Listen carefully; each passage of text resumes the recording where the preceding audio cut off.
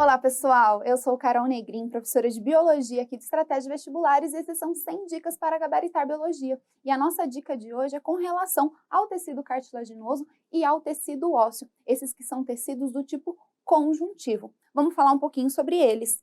Bom, primeiramente, com relação ao tecido cartilaginoso, esse é um tecido aí de sustentação, de revestimento de articulações, o que facilita o movimento, além de servir de base para o crescimento de ossos. As principais células presentes nesse tecido são os condroblastos e os condrócitos. Os condroblastos, que são esses metabolicamente ativos, responsáveis por secretar a matriz cartilaginosa, e os condroblastos são esses que ficam aprisionados na matriz em lacunas, podendo estar presentes mais do que um condrócito por lacuna. Os condrócitos, eles são menos ativos metabolicamente do que os condroblastos que secretam a matriz. Esse tecido cartilaginoso, ele pode constituir 3 diferentes tipos de cartilagens. Quais são elas? A cartilagem elástica, a cartilagem hialina e a cartilagem fibrosa. A cartilagem elástica, ela apresenta, além dos condrócitos, grande quantidade de fibras elásticas e está presente, por exemplo, no pavilhão auditivo. A cartilagem hialina é aquela que serve de base para o crescimento dos ossos. Ela apresenta, além dos condrócitos, grande quantidade de fibras colágenas e está presente, por exemplo, no nariz.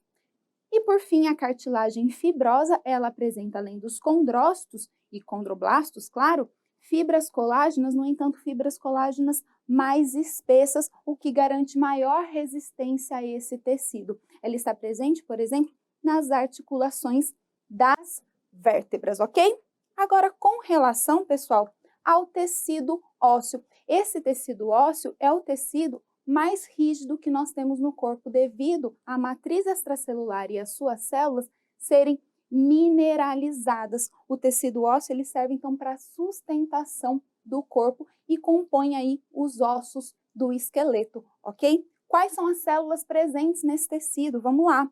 Nós temos 3 principais tipos de célula, que são os osteoblastos, os osteoclastos e os osteócitos, que ficam aqui presentes também em lacunas, tá bom?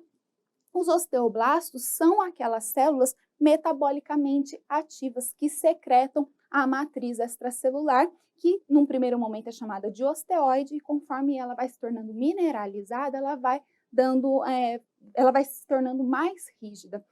Uma vez que esses osteoblastos eles são formados, eles formam então a matriz e aprisionam os osteócitos, que são menos ativos, no entanto, eles são células vivas, mineralizadas e que se comunicam através desses canalículos que ficam presentes na matriz óssea. E, por fim, os osteoclastos são células gigantes, multinucleadas e responsáveis pela remodelação e pela reabsorção óssea. A gente olhando para esse osso, para esse fragmento de osso, a gente consegue observar que existe uma parte central onde estão presentes artérias, veias, vasos linfáticos, e esse canal aqui central é chamado de canal de Havers. A partir dele partem lamelas, conforme o osso cresce, e os canalículos, eles são chamados de canais de Volkmann. Aqui nós temos um detalhe de um osteócito e nós vemos que eles apresentam muitos prolongamentos,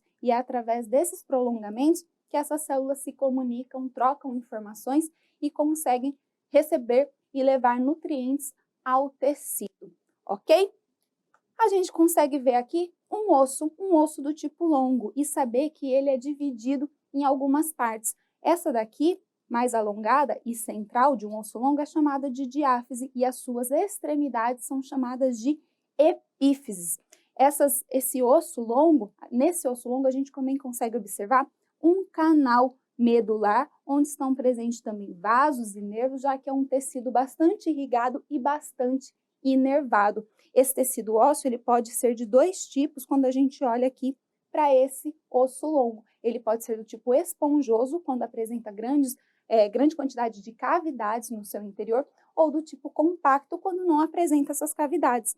Olhando aqui, a gente consegue ver que ao redor desse osso, na periferia, nós temos um osso compacto, também chamado de cortical, e aqui onde existem lacunas, nós temos um osso esponjoso, ok? Lembrando que a medula óssea ela fica localizada aqui no canal medular e tem grande importância para a produção de células sanguíneas.